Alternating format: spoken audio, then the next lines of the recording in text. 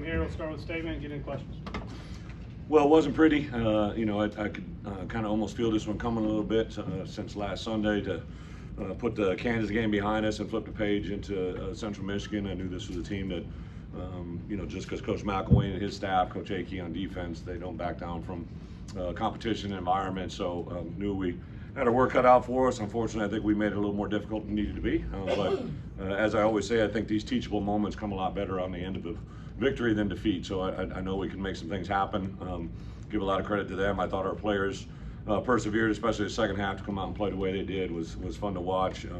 We just got to take care of some pre-snap issues, especially on offense. They were doing some things where they stand and move their front.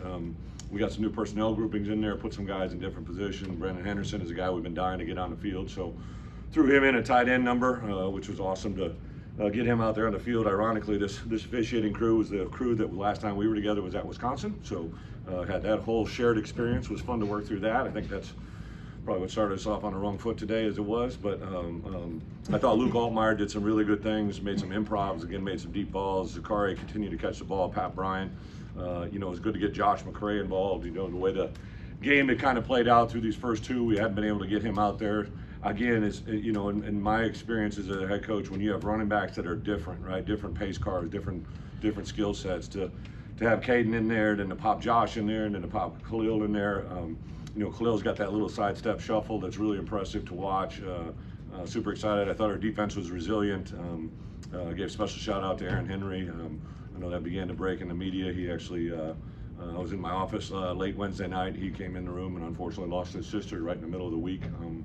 And to have him persevere, our defensive staff took over and did a lot of things for him while he was kind of away from it for us a little bit. But to go 3 games into it right now and to have a few points as we have, speaks volumes about some of the stuff we're doing. But a tremendous task this week. Obviously, Nebraska plays UNI this afternoon. We'll dial into that. We'll turn the page very quickly tomorrow. Today is a Sunday already, even though we just got done with our first game on Saturday. Today's Sunday already because we're on a short week. So tomorrow will be a Monday, and Monday will be a Tuesday, and you can get it from there. So super excited. I know the outside world thinks we're 3-0, but we're going to try to go 1-0 every week and put our task at hand to get that done. So with that, I'll open up for some easy questions. Coach, a couple of talented outside receivers, Zakari Franklin and Pat Bryant. What are they giving the offense right now? Yeah, during my time here to have 2 perimeter players. So when you had Isaiah, Casey became a really effective player, and Pat has just grown so much from a year ago. When you can have 2 players of high caliber on opposite sides of the field, that's a very difficult thing to do or to take care of defensively. And then if you have a good run game or a dynamic quarterback, which I think we do, to have that with 2 perimeter players back in the time when I was in the NFL and really began to understand doubles and how to tip your hat to a go-to player, I think it's going to be hard for teams that set up and defend us when those 2 guys have a lot of width. So really excited. Both of them continue to catch the ball really well. Luke's throwing it. We got to get cleaner in the offensive line. I think we just got to challenge that group overall. They have to take a step forward to get to where we want to be. They got to play a lot better. What is the key to getting balanced with that rushing attack? What do you see? Well, if we played 1 or 2 running backs, I think you guys would be all like, oh, they're running ball. If you just add up our rush totals, we're in good numbers. I don't really worry about the overall productivity, because overall we had those running backs together. They're doing some good things. You throw Luke in there, but there's no doubt in my mind we got to be more efficient on early down runs. Got to play ahead of the sticks. We put ourselves in too many 3rd and longs. On the flip side, defensively, when we were getting them in 3rd and longs, we were good, but when they were in 3rd and mediums and 3rd and shorts, that's when they were very effective. So a lot of good learning, but that run game, we say every player in my program, if you ask them what do good teams do, they should say run the ball, defend the run, and cover kicks, and obviously we got to be able to do that for 4 quarters. You got 10 points on the double dip today. End of halves and beginnings half was a big deal for you last year. Yeah. Like this veteran group has kind of recognized that. Yeah, even when they got to score at the end of the first half, I looked at the clock.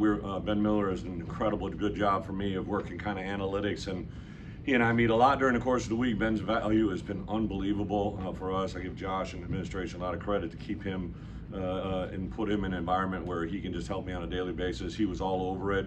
Talked about how to manage the clock. Even last week, I called a timeout on a 2nd down play, which ended up giving us a chance to score last week. So I thought that was really critical. I did think that if we got to the 35, we would have a chance to hit a field goal, and we were just right there at it. So I knew we were going to go with Chow, and I've seen Chow hit a 60, I think he hit a 64-yarder in practice or something like that with about 5 or 10 yards to spare. So he's got an incredibly talented leg, and to get 3 points there and to come out and get 7 on the back half of the start of the second half, that was a big deal. So it ended up being a really big part of the game, actually.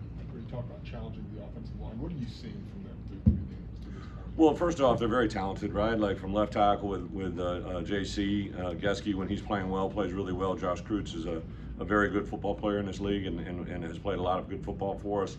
Zai has flashed at times, and then Melvin Priestley, when he's playing for us, plays very well, right? Like he's got to control the moment, and that's what I said. I said, you know, our guys, and we're trying to put together a game-winning drive to seal the game and move on, and they're spending more time talking to their team than they are to our team, right? And we can't do that, right? Those are very teachable moments. I can't wait to kind of have that moment with them and kind of show them and appreciate where we got to go, because this team is a good enough football team that one of the things that I've tried to teach and instill in them, that they will go as far as they want to go, right? A lot of times the self-inflicted wounds cause you more failure than anybody. Was Ethan, has he always been the 59-yard field goal guy, or was that Ethan? Was it after David missed from 50? You know, so kind of a work in progress. When we saw his, you know, he was literally, I think, the best high school coach kicker in the country when he came out, signed with A&M. I remember when his name came up, Dish and Chris Hurd both reached out to me and said, Coach, we can get this guy. This is a special opportunity. So I brought him in on his official visit. He came with his dad, and just his experience at A&M wasn't a very positive one. Let you answer that, right? Like he just kind of talked about what he could do to maximize his leg strength. So we did what we had to do, got him here, thankfully, and I literally, that first practice, I was like, oh, this is different, all right? And in camp, I want to say the first 3 or 4 practices, he was perfect, never missed, hit one from 60 plus. I can't remember if it was 62, 64, whatever it was.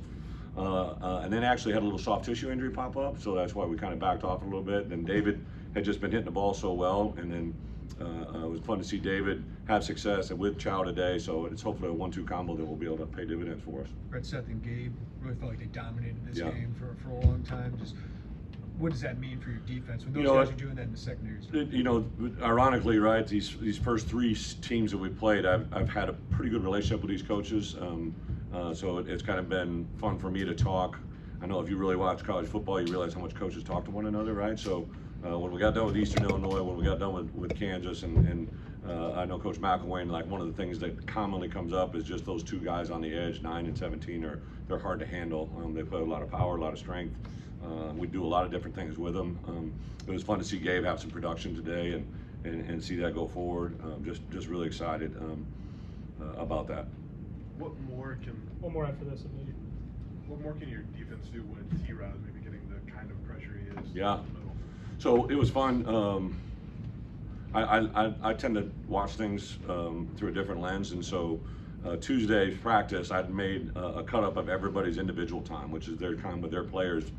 And I showed the defensive line, and JMO talked through with our entire staff, because he did some very specific things. He had 182 plays before practice got into our 3rd period, right, with his defensive lineman, where he just works a specific drill. And one of them was he was getting T-Rod to pressure through the A gap and then break down on a quarterback, right? Because he's been able to apply some pressure, but he hasn't been able to get him down. So T-Rod's a very dynamic player. When you can put pressure on their center, we probably thought going in this game that the center was their best player up front.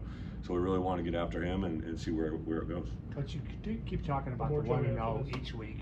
You keep talking about the 1-0, but 3-0 hasn't happened here in a long time.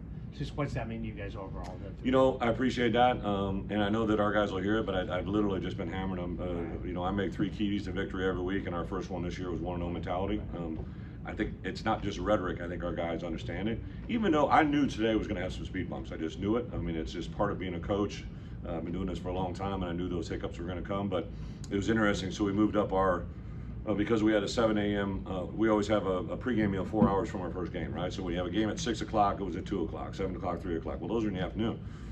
You know, we had a pregame meal this morning at 7 a.m. And you know, it's just different, right? I came over at 5 a.m. and got a little steam with Pat Hamilton, because that's what we do for the game. Grabbed a Starbucks on the way back to the hotel. Like, it was a little bit out of it, but I keep talking to these guys about routine.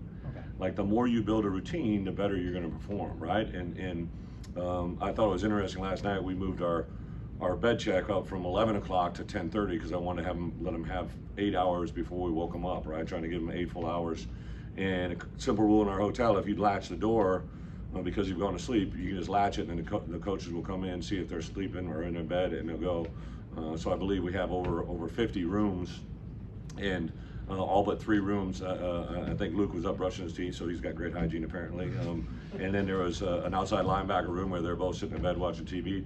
There was 3 rooms that the room wasn't totally asleep at 10:30 at night, right? And I know 11 o'clock kickoff, man. When I was my first year at Wisco, we were 12-1. I had 11 o'clock kickoff in all 13 of those games, and I was promise you, we were riling them to get them in the hallway right at that time. These guys just have an edge. They understand their preparation. We could jump them pretty good at halftime today. I like this football team.